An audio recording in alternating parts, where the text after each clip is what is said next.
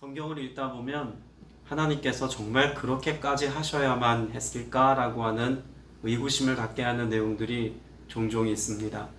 특별히 그들이 저지른 실수와 혹은 범죄함의 내용의 결과로 죽임을 당하는 내용들이 성경에 기록되어져 있죠.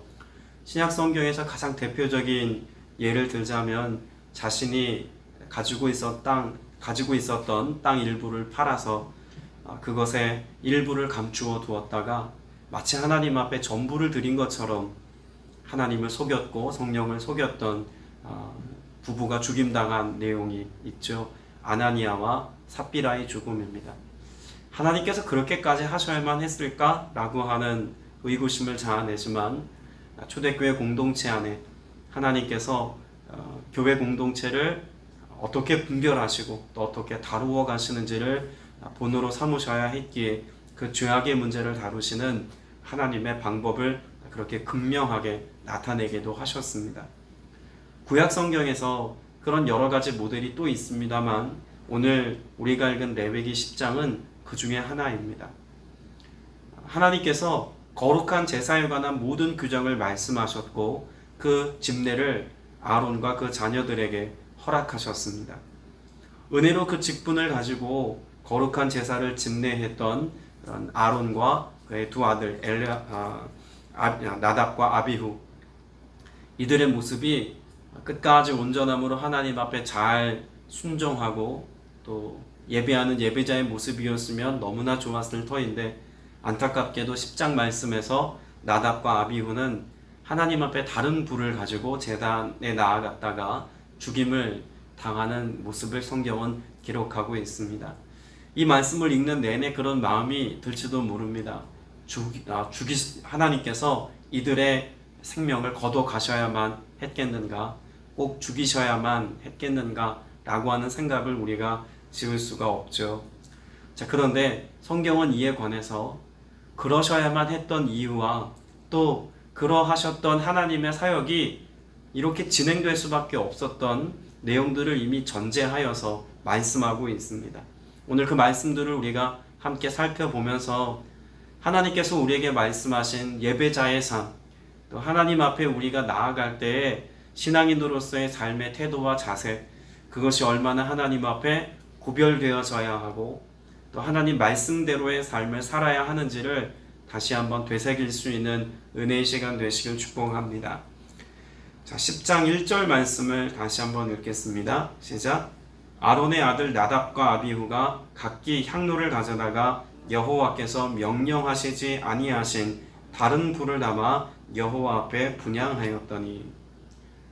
오늘 본문에 등장하는 나답과 아비후, 아론의 첫째, 둘째 아들의 그런 제사장직 감당하다가 죽임당한 이 사건의 가장 결정적인 이유가 1절의 말씀 때문임을 우리는 알 수가 있습니다. 그런데 이 1절 말씀 안에는요, 한 가지 이유에 관해서만 말씀하고 있지 않습니다. 여러분 눈에 들어오는 한 가지 이유는 뭐라고 말할 수 있을까요?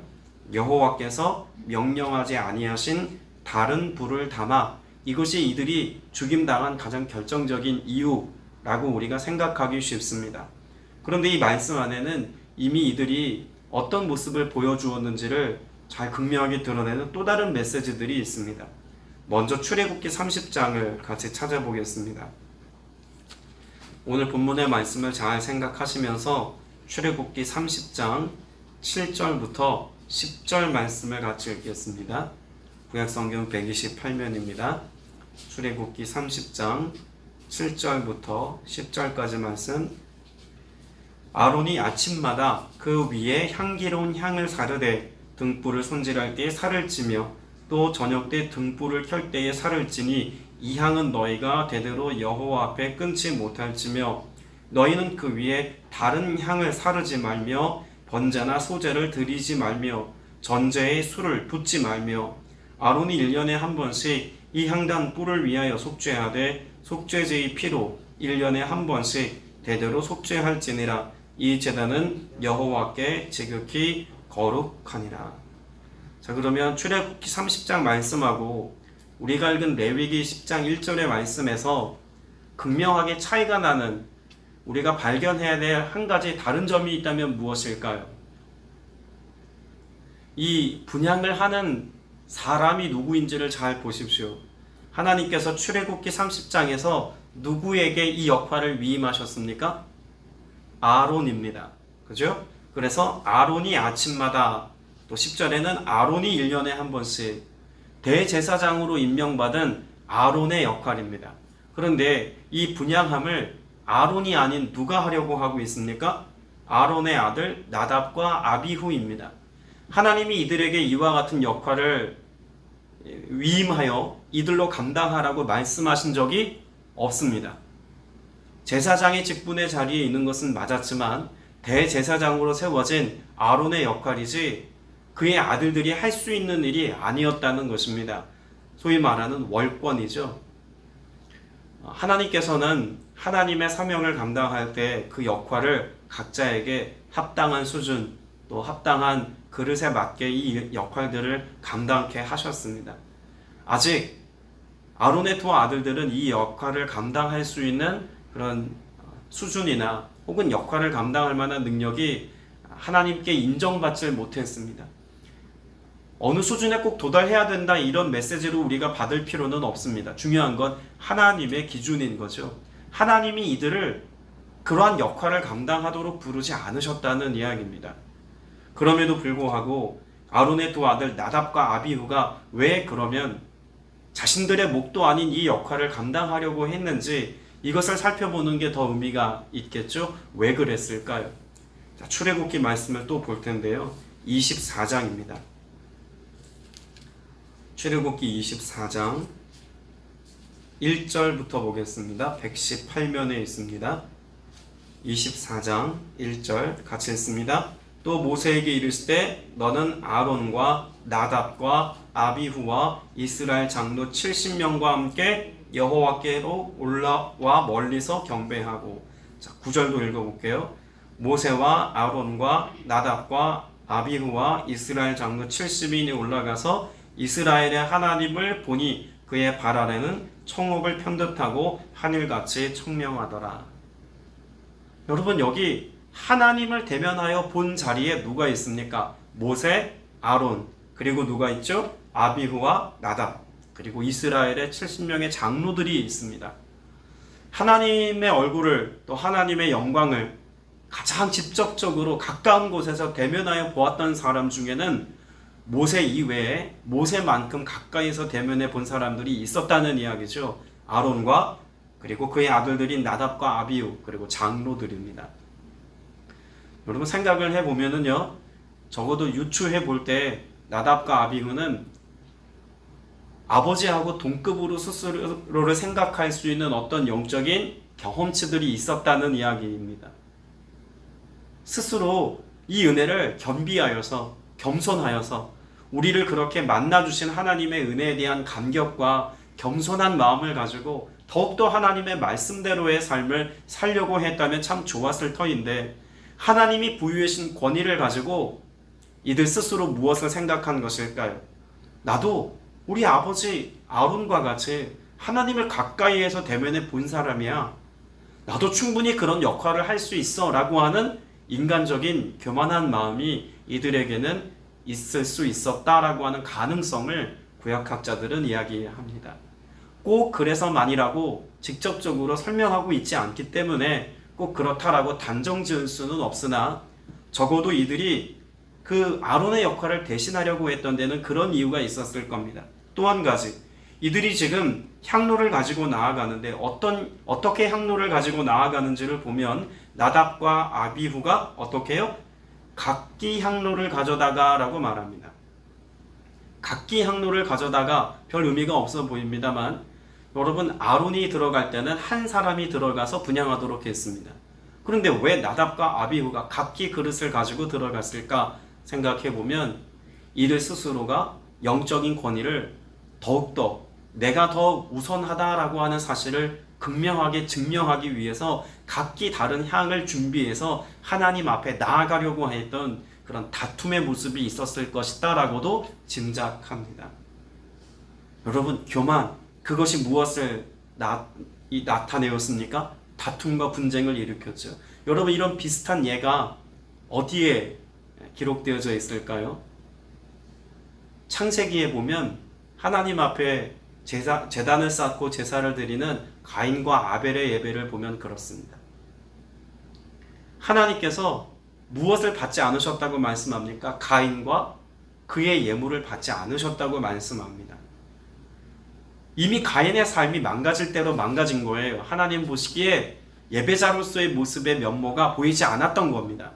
그리고 이것에 대한 다툼의 마음, 분노의 마음을 가지고 무엇합니까? 동생을 죽이기까지 하지 않습니까?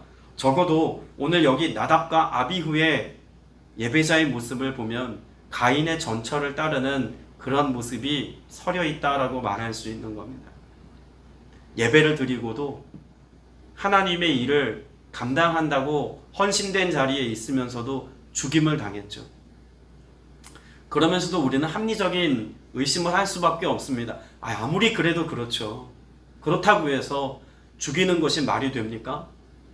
아직 이 제사에 익숙지 않은 사람들 아닙니까? 하나님 좀 용납하셔야 되는 것 아닙니까? 라고 말하고 싶어질지도 모릅니다. 합리적인 의심입니다. 자, 그런데 8장을 보겠습니다. 레위기 8장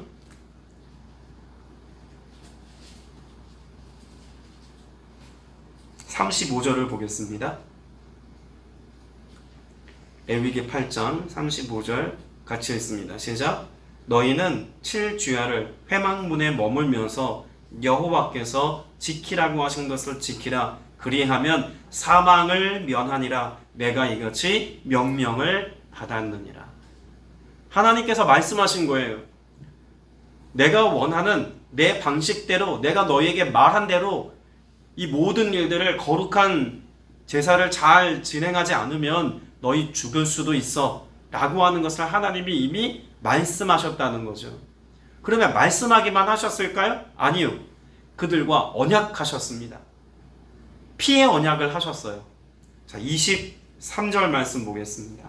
8장 23절 24절 22절부터 볼까요? 22절부터 24절까지.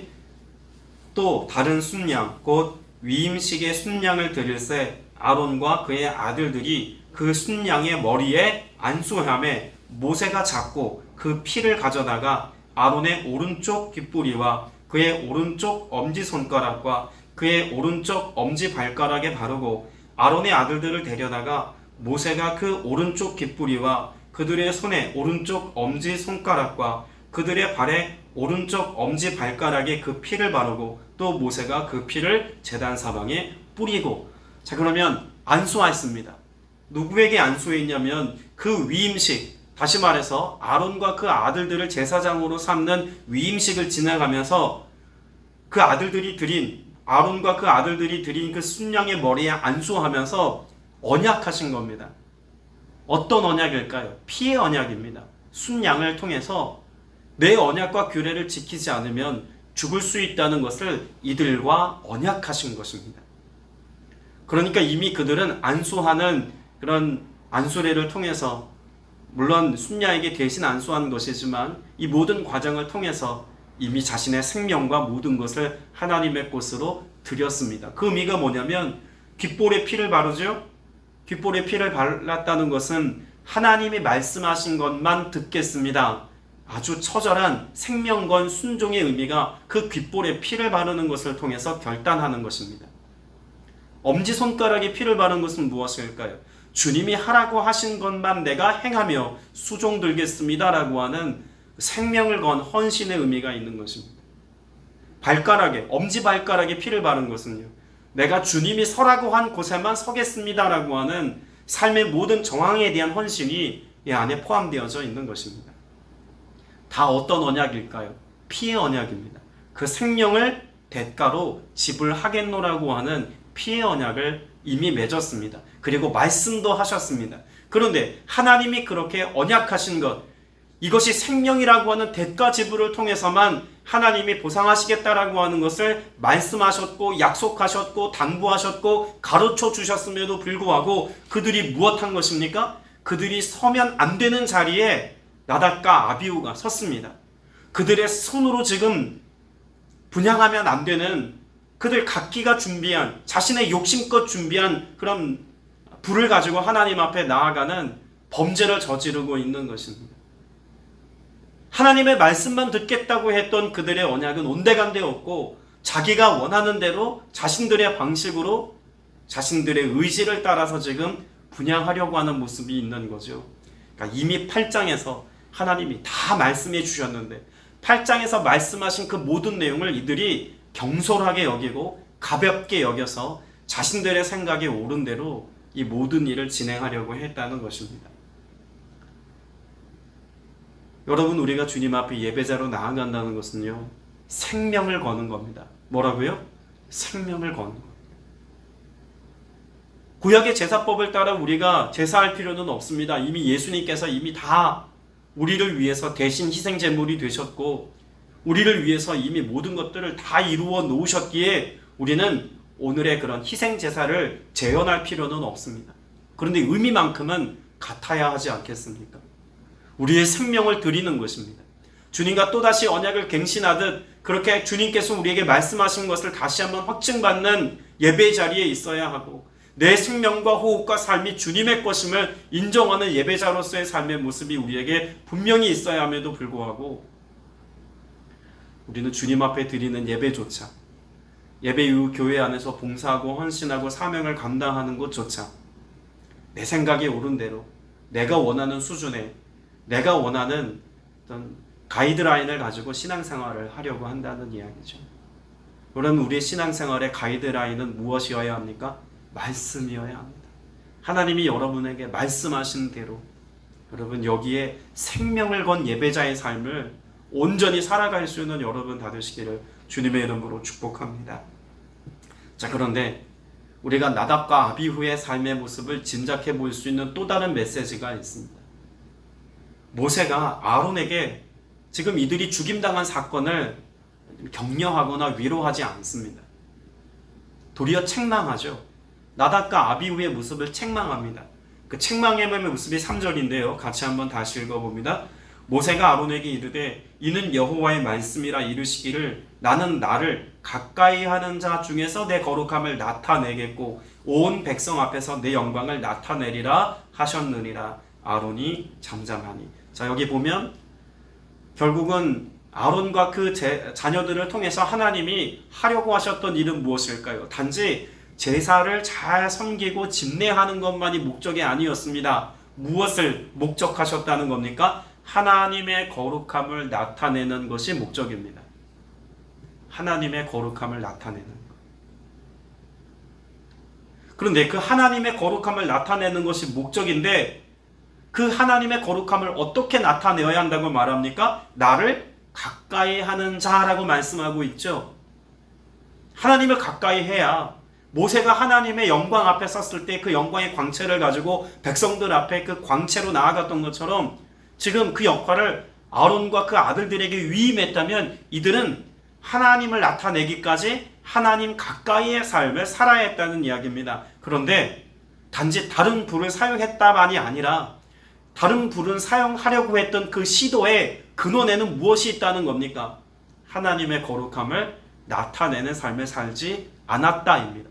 더 명확하게 말하면 하나님 가까이의 삶을 그들이 살지 않았기에 기꺼이 다른 불을 사용하려고 했던 그들의 시도가 있었다는 이야기죠. 여러분, 우리가 그리스도인으로서 어떤 사명을 가지고 오늘은 살아야 하겠습니까?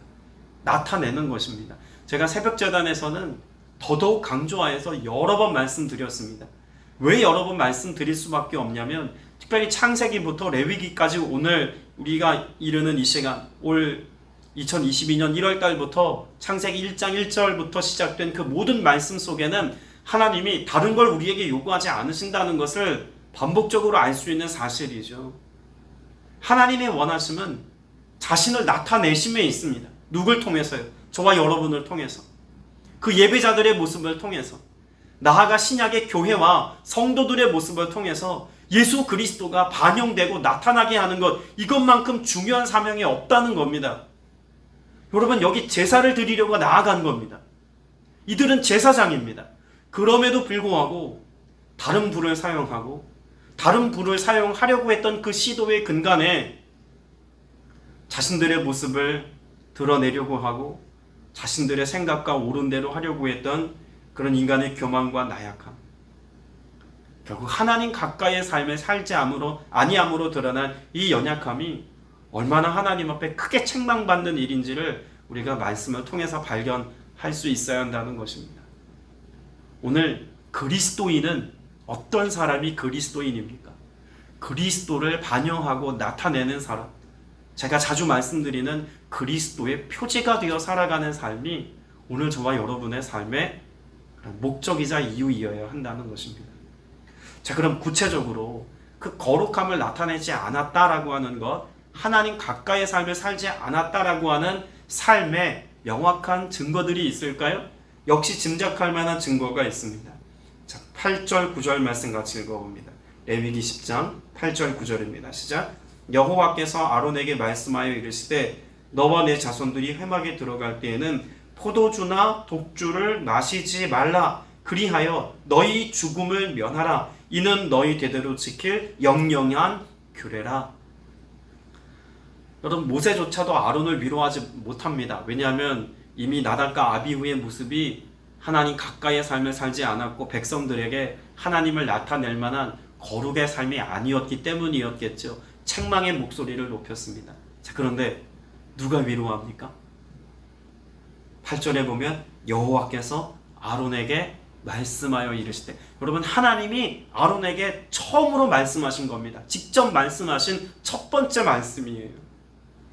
여러분, 모세는 책망해야 했지만 하나님은 아론을 위로하고 계십니다. 그리고 위로하시는 말씀이 무엇이냐면 너의 자녀들의 죽음이 얼마나 감당하기 어려운 일이냐. 그러나 이후로는 이와 같은 실수가 반복되지 않기를 나도 원한다. 그러니 너의 자녀들로 하여금 포도주나 독주를 마시지 않게 해라. 적어도 회막에 들어갈 때에는. 회막에 들어갈 때에는. 그러면 나답과 아비후가 무엇했다는 것을 우리가 여기에서 짐작해 볼 수 있을까요? 이들이 독주와 포도주를 마시고 지금 회막에 들어갔다는 것을 짐작해 볼 수가 있겠죠. 단지 술을 마시는 게 잘못됐다가 아닙니다.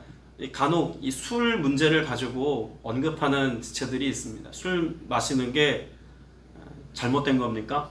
혹은 마시면 되는 겁니까? 안 되는 겁니까? 뭐 이런 질문들을 많이 하죠.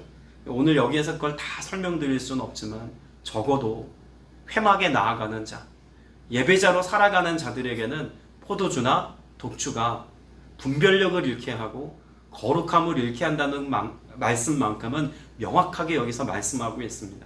그러니 그리스도인으로서 우리가 예배자가 되고 성전이 되어 살아가는 우리의 삶에 포도주나 독주는 굳이 음료로 마셔야 될 이유가 아닌 상황이라면 마시지 않는 것이 옳은 겁니다. 자, 그런데 어찌되었든 오늘 여기 나답과 아비후는 그렇게 포도주와 독주를 마시고 나아갔어요. 단지 술 마신 게 문제였을까요?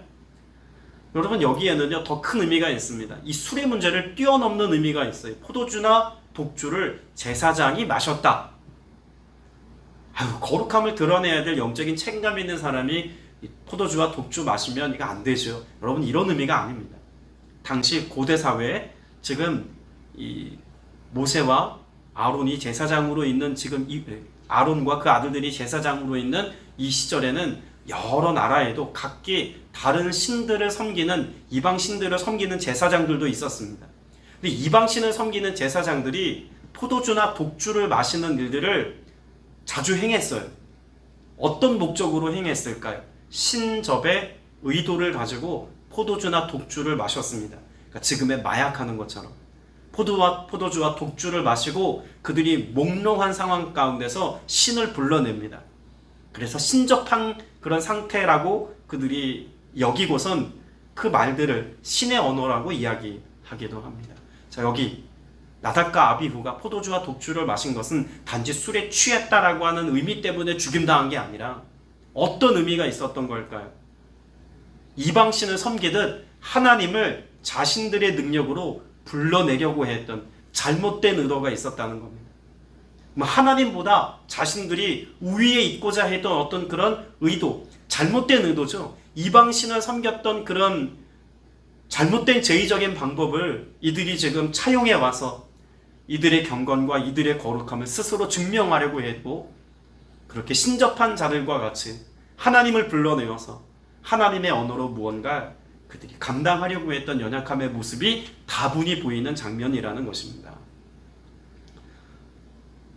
여러분, 우리의 삶의 모습 속에 오늘날 현대를 살아가는 그리스도인들의 모습 속에 이런 의도와 이런 모습이 반영되어 있다 말할 수 있을까요? 없을까요? 전 다분히 있다고 봅니다. 술 취해서 교회에 오는 사람들의 이야기를 하자는 게 아닙니다. 나의 원함을 가지고 하나님을 내가 신접한 자와 같이 불러내듯, 나의 의도와 나의 목적을 가지고 하나님을 이렇게 저렇게 이용하려고 한다거나 나의 목적의 수단으로 신앙을 활용하려고 하는 우리의 신앙의 모습이 반성돼야 하는 지점 아니겠습니까? 도리어 반대가 되어야 합니다. 귓볼에 피를 발랐던 것처럼 하나님의 말씀을 듣고 하나님의 의도와 목적에 내가 순종하고 순응하는 삶을 살아가는 것이 그리스도인의 삶의 모습이어야 합니다. 그런데 내 의도와 목적을 가지고 하나님 앞에 이러한 삶이 되어지도록 기원하는 것만을 마치 신앙의 전부인 것처럼 여긴다면 여러분, 이건 잘못된 신앙 생활 아니겠습니까? 잘못된 예배자의 모습인 것입니다. 들어야 합니다.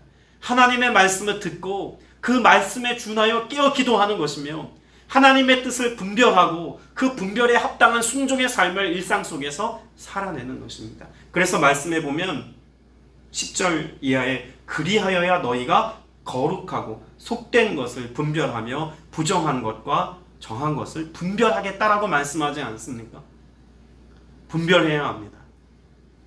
그 분별력을 가지고 하나님께서 원하시는 삶의 현장에 하나님이 원하시는 일을 감당하며 하나님의 뜻을 이루어가는 저와 여러분이 되어야 할 줄로 믿습니다. 말씀을 맺으면서 가장 중요한 이유 한 가지를 설명드리면서 말씀을 맺으려고 합니다. 여러분, 다른 불이라고 하는 것은 하나님이 정하신 불입니다. 그러니까 죄사함을 받기 위해서는 다른 방법을 사용해서는 안 된다는 거예요. 하나님이 정해놓으신 방법입니다. 오직 그거예요. 오직 다른 불이 아닌 그 불입니다. 여러분, 이것은 무엇을 의미할까요? 구원을 혹은 죄사함의 은혜를 이 제사를 통해서 계시하시고 말씀한 것 아닙니까? 그럼 우리에게 죄사함의 은혜는 반드시 다른 어떤 이름이나 다른 어떤 대상이나 다른 무엇을 통해서 이룰 수 있는 게 아니라는 것입니다. 이미 이것은 예수 그리스도께서 우리를 위하여 희생의 제물이 되어 주실 그 구원의 역사를 반영하고 있다는 점에서 중요하죠. 오직 하나님께서 정해놓으신 불, 그 불과 같이 오직 예수 그리스도를 통해서만 구원의 역사가 이루어진다는 사실을 이 제사를 통해서 보여주고 있는 것입니다. 우리가 잘 알고 있는 요한복음 14장 6절에 내가 곧 길이요 진리요 생명이니 나로 말미암지 않고는 아버지께로 갈 수 없다고 말씀하십니다. 사도행전 4장 12절에서도 분명히 말씀하죠. 다른 이로서는 구원 받을 수 없나니 천하 사람 중에 구원을 받을 만한 다른 이름을 우리에게 주신 일이 없음이라고 말씀하고 있습니다. 예수 그리스도 외에는 구원에 이를 수 있는 다른 방편이 없는 겁니다. 죄사함의 은혜는 하나님이 정해놓으신 자 예수 그리스도를 통해서만 이루는 사건이라는 것이죠. 그래서 중요한 겁니다. 그래서 다른 불을 사용한 이들이 죽임 당할 수밖에 없었던 겁니다. 다른 불을 용납지 않으시는 하나님의 모습은 예수 그리스도 이외에 다른 방편으로 구원을 찾으려고 하는 인간의 시도 자체를 하나님이 애초에 차단하실 수밖에 없었던 안타까운 상황이라는 것이죠. 기독교 역사 속에, 교회 역사 속에 면죄부라고 하는 것을 판매해서 마치 인간의 돈으로 구원을 살 수 있는 것처럼 가르쳤던 때가 있습니다. 인간의 행위와 고행으로 무언가 거룩의 자리에 도달하고 구원의 자리에 도달할 수 있는 것처럼 가르쳤던 시절도 있습니다. 그러나 주님은 우리에게 무엇을 말씀합니까? 하나님은 오직 예수 그리스도를 믿는 믿음 안에 구원이 있다는 사실을 가르쳐 주십니다. 오늘 이 구원의 감격과 감사의 고백을 가지고 온전한 예배자로서의 삶을 오늘 또 살아내는 저와 여러분 나누시기를 주님의 이름으로 축복합니다. 기도드리겠습니다. 은혜가 풍성하신 아버지 하나님, 오늘도 주님 말씀을 통해서 주의 은혜를 함께 나누었습니다. 우리에게 다른 길을 여신 일이 없음을 다시 한번 확증해 주셨사오니 오직 예수 그리스도를 믿는 믿음 안에서 주님의 말씀에 반응하고 순종하여서 오직 주님의 뜻을 이루는 삶을 살아가는 믿음의 권속들 다 되게 하여 주옵소서. 오늘도 주님 앞에 간구할 때 우리의 기도와 간구에 합당한 열매가 하나님의 선하신 뜻을 따라 이루어짐을 보게 하여 주옵소서. 우리 구주 예수 그리스도 이름으로 간절히 기도드렸사옵나이다. 아멘.